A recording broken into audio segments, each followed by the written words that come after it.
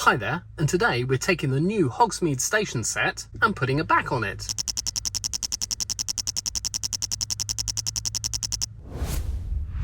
Now, because I love Lego trains, when a new version of the Hogwarts Express was released, I just had to get the set, even though some of the elements of the set aren't as good as previous versions. Yes, I'm looking at you, teeny tiny 16 stud long coaches, but one of the redeeming features of the set is the cool little Hogsmeade Station. Now, we've only had one Hogsmeade Station before, and that was way back in 2004, and it came with the motorised version of the Hogwarts Express back then, and it didn't really look that much like Hogsmeade Station. Now, being from the UK, I can assure you that this is a really good representation of classic British rail architecture. All you'd need to do is swap the red elements for some green ones, and this could easily pass itself off as a classic Southern Railway station from the 60s. The set designers have definitely looked into classic British railway stations, right down to the details like these little buckets hanging on the wall underneath the window. There's a few preserved steam railways near where I live, and you always have buckets hanging on the wall outside the stations for some reason. The details on the inside are really great too. In the main section there's a chocolate frog on the fireplace with a UK map above it, and on the other side there's a telephone with a ticket desk with a ticket and an ink quill and an ink pot. And then to one side we've got obviously the post office area with an owl and a letter ready to either come in or go out. And on the other side, and unusually for a Lego set, we have a toilet. The only feature I really don't like about the station is the clearance at the front.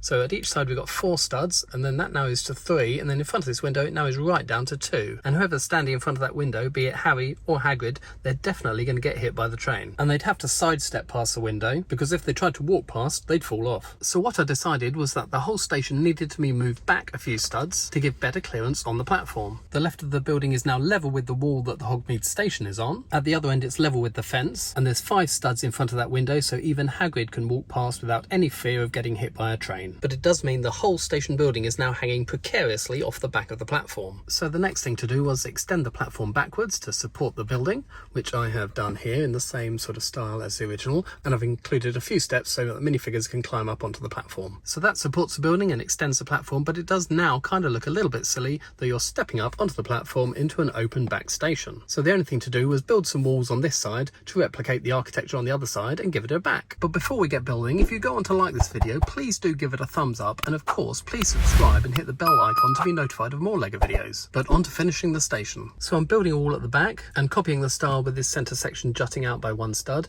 and I'm using tan and dark tan like they did in the other half, and also a few of these profile bricks just to give it a bit of texture.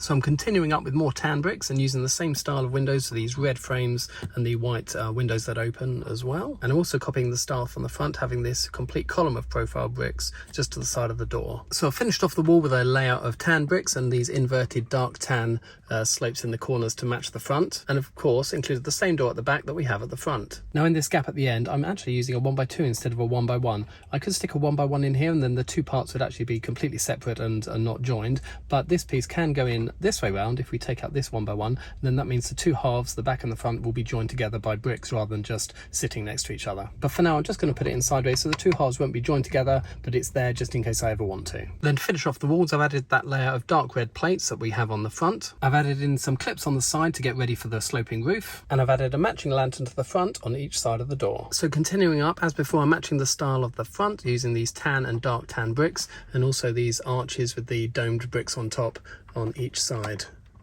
like that. And then the last few layers mirroring the front exactly, and finally adding in the large beam across the top.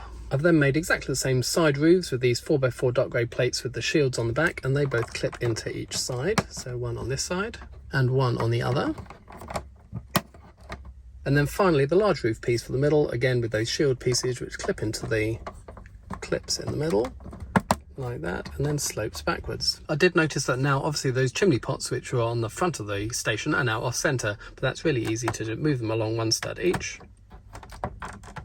And now they're in the centre of the station. So we now have Hogsmeade Station with its extra clearance on the front for all the pupils to stand on the platform, but we also have a completed back of the station too. Now I much prefer my Lego buildings to be more like modular buildings in that they have enclosed backs and roofs on them, and I thought this was a relatively quick and easy fix to make. It looks really good from the front and the back, but I really do also like this side profile, giving it proper gable ends to the roof. If you've liked this modification and you'd like to do it yourself, I'm going to make the parts list and the instructions available on Rebrickable website, and I'll put a link to that below. If you've liked watching this video, please do give it a thumbs up, and of course please subscribe for more Lego videos.